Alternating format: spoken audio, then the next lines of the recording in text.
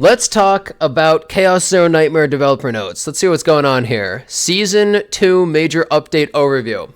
Almost been 100 days since launch. Well. So this is going to be the new area, the planet Vern. Looks pretty cool.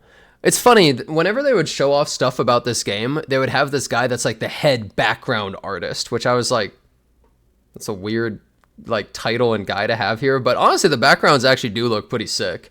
Like to make the worlds look good. If you actually pay attention to the battles, they look pretty good. Yeah, there's like some arena thing. Yeah, they showed us some of the new designs previously. They look sick as hell. Like, look at this thing, bro. What the hell, dude? They have some Oh, wait, this enemy is giant. Holy. Oh, this is also the first boss, I think they said, that has separate parts. Yeah, you can attack his arms and face. I hope it's something like after you do enough damage, it takes the hands off his face or something. That would be kind of cool. Yeah, it's pretty cool, though. Look at this weird plant guy. Plants vs. Zombies looking at us. Okay. First is arena equipment. Arena equipment features a variety of conditional trigger options that were not available on existing equipment. In particular, some equipment can grant arena cards. Temporarily upgrade the power of your hand through these cards. Also, Season 2 powers refinement. By winning arena battles, you can refine things. Let's see. A system that grants new abilities to equipment. Oh, wait, you can apply one of 3 randomly generated options to the selected piece of equipment. Yo, wait a second.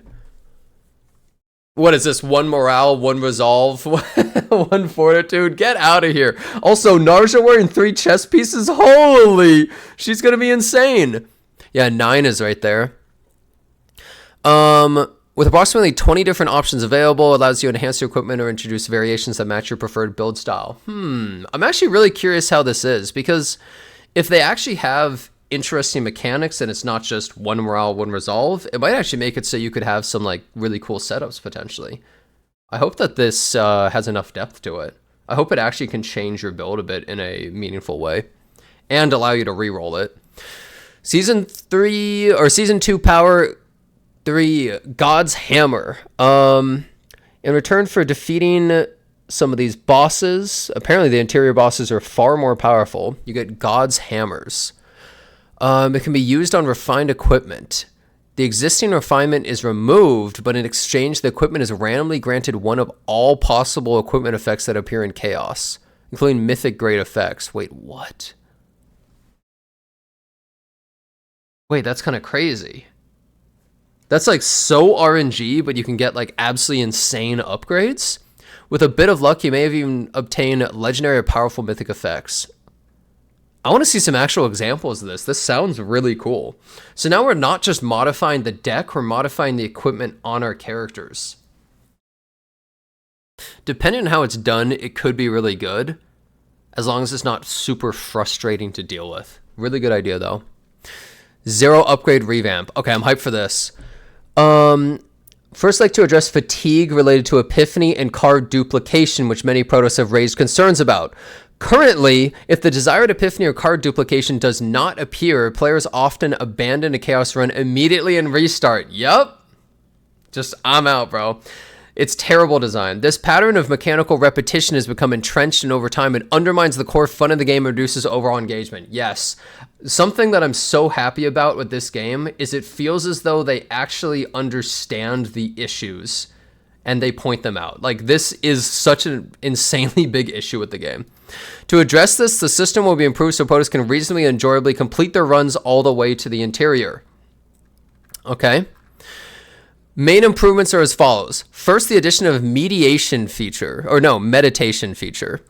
New function that's unlocked through upgrades. By spending a set amount of credits, you can reroll Epiphany on a card that already has an Epiphany. Oh my god. Thank you. That's so important. And it's with credits too. Credits are now really important, because you always feel like you have so many credits in a run. This can be attempted in every safe zone you visit, with the cost gradually increasing based on the number of attempts. That's totally fine. That's perfect. That's great.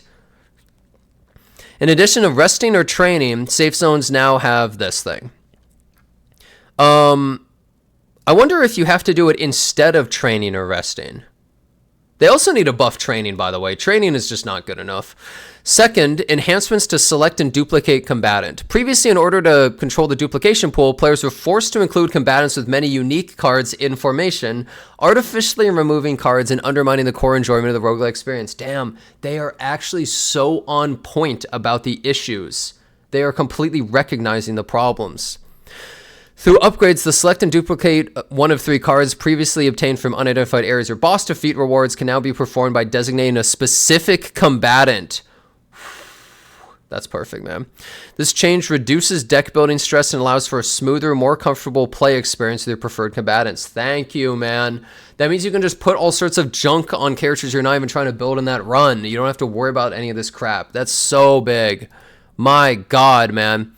In addition, a variety of gameplay enhancing effects will be added, including increased base epiphany and divine epiphany rates. Awesome.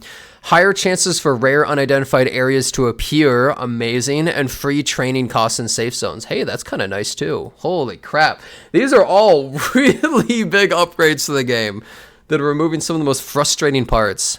Furthermore, during the mid-season phase, environmental variables that affect chaos as a whole will be introduced. So this won't be the first week after Season 2 drops. It'll be like the second week or later. It might be when the second character comes out, probably.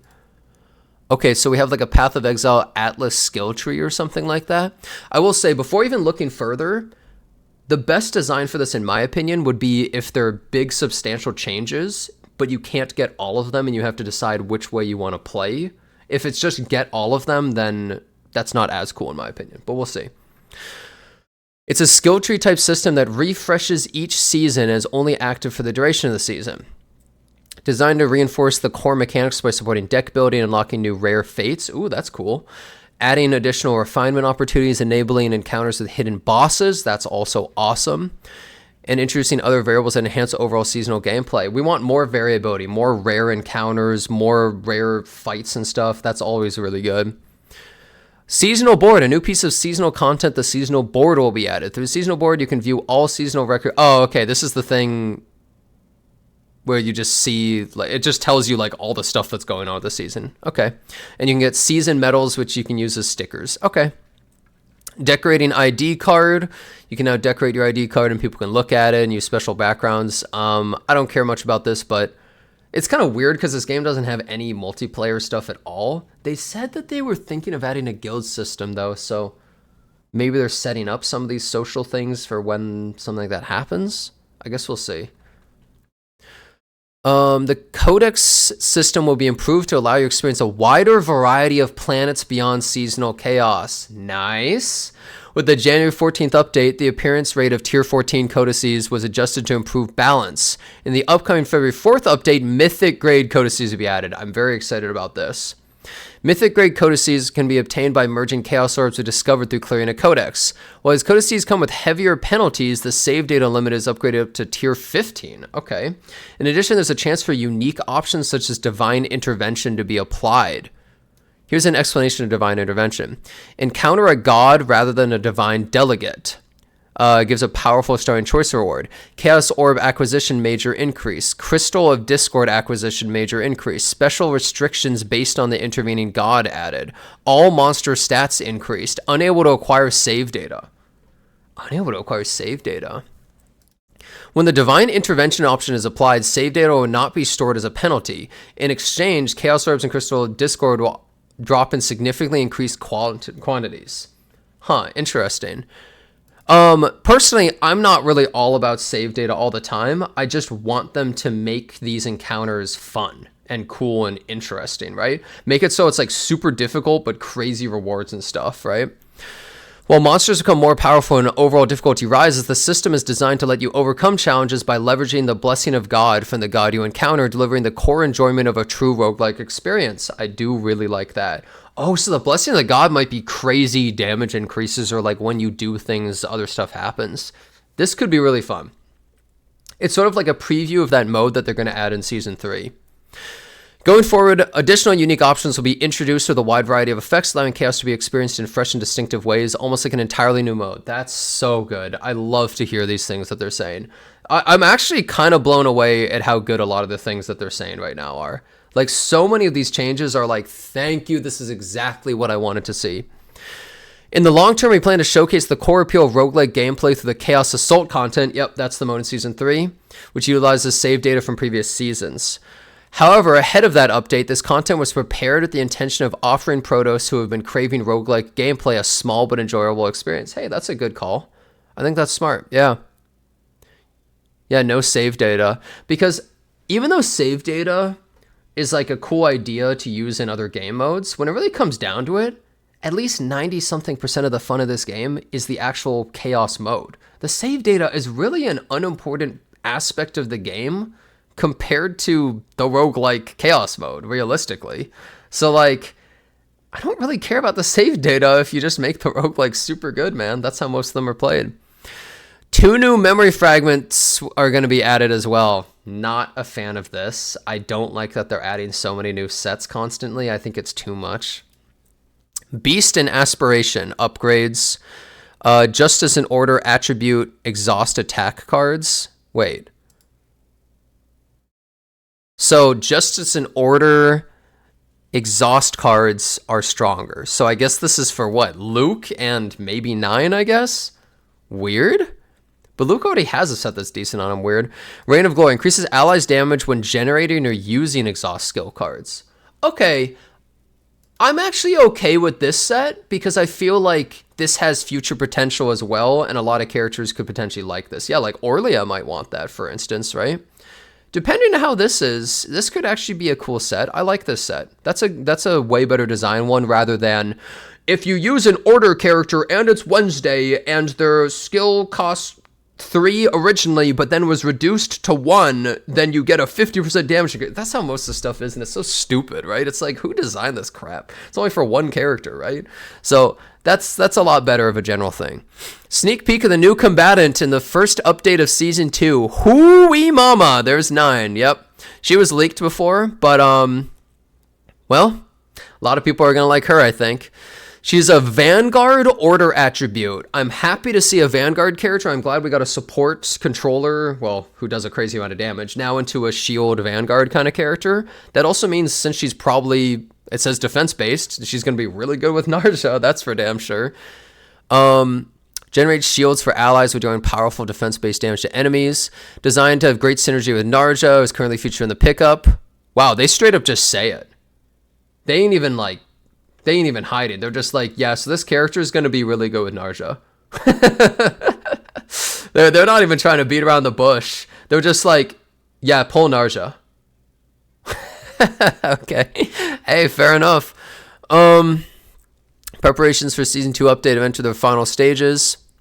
I'd like to apologize to Protoss who have experienced a shortage in content due to delays in delivering the content promised on January 14th. For Season 2, we're doing our utmost to address the shortcomings in Season 1 ahead of release. Huh. I'm glad that they're kind of just straight up saying it. They're just like, yeah, sorry guys, like, there's been kind of a lot of dead time. We're trying to improve on that. In addition to the updates outlined above, dozens of additional gameplay improvements are also planned, so we ask your continued interest in the update. I'm excited for the balance patch. I really hope that it's cool, man.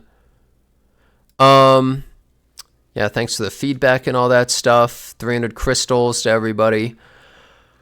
Wow. I gotta say, this is a very uplifting dev note, because it addresses a lot of the biggest issues I would say that people have, and basically admits that they know about them and they're working to improve them. At least a lot of the problems that someone like me had, for sure. I'll definitely say this. As somebody who played Epic 7 by the same company, they'll often get lazy and sit on their ass and not do much. But when you light a fire under their ass, they get more done than almost any other gacha I have ever seen, by far. That was an E7, and it kind of feels like with this game, they've got that same fire under their ass. Do not let them sit on their laurels. The moment they get comfortable is when stuff starts to get lame, right? And they have a whole mountain to climb. They are basically Sisyphus at this point, trying to please the Korean audience. So they have to work so hard. And you know what? I mean, hey, I'm liking the things that they're doing. I'm honestly really happy about the stuff they're talking about. They understand most of the issues that me and a lot of people have, and they're basically saying like, this is how we're going to try and address it. And with the codex changes, they're like, this is basically a stopgap measure that we're trying this out to see how people like it. Before season 3, we're adding like a whole mode without save data. Tell us what you think about it and how it is. Like, I'm really excited for that mode. Because what makes roguelikes fun is that every run feels different. That's what's fun. When things start to feel monotonous and you're just like, yeah, I'm just going to play the same character in the same place, doing the same thing every time, and it feels like there's no variability, that's when it gets boring. When you have all this gear upgrading stuff and then like you crazy god blessing stuff and all those things changing up how it works, that's when stuff gets really exciting in a roguelike like this. And with the character balance changes, that could be really fun too. Because it's just fun playing different characters and trying to see how OP you can get them, right? So all in all, really happy with these developer notes. Also, really importantly, Smilegate, want you to know this, thank you for the communication. Developers do not seem to understand, especially in the East, I've noticed, they do not understand that communication is one of the most important things. When you do not communicate with the players, they just assume you do not care and they quit the game. You need to keep constant contact with them, telling them what you're doing and why you're doing it, which is what you did exactly here, because that addresses people's concerns and makes them go, oh, damn. Okay, well, they actually are listening. Like, I'm going to stick around, or now I'm excited about it. I'm willing to wait. That's so important. And I think that's one thing that the roadmap did as well. And this dev note, I mean, it's not like the roadmap, but it's in the immediate future, like in a couple weeks, bam. So, yeah, I think this is great. I'm very excited. Honestly, way better than I expected. This kind of just dropped out of nowhere. I thought it was going to be like a tiny thing of like, hey, here's some backgrounds and a couple enemy designs. I didn't realize they were going to talk a little more in depth about it, but hey, awesome job. Keep it up, guys. Please keep it up, because if you keep doing stuff of this level and you keep addressing the concerns, you keep adding more, I mean, this game is only going to get better and better and potentially grow more and more. I guess we'll have to see. Hell yeah, bro.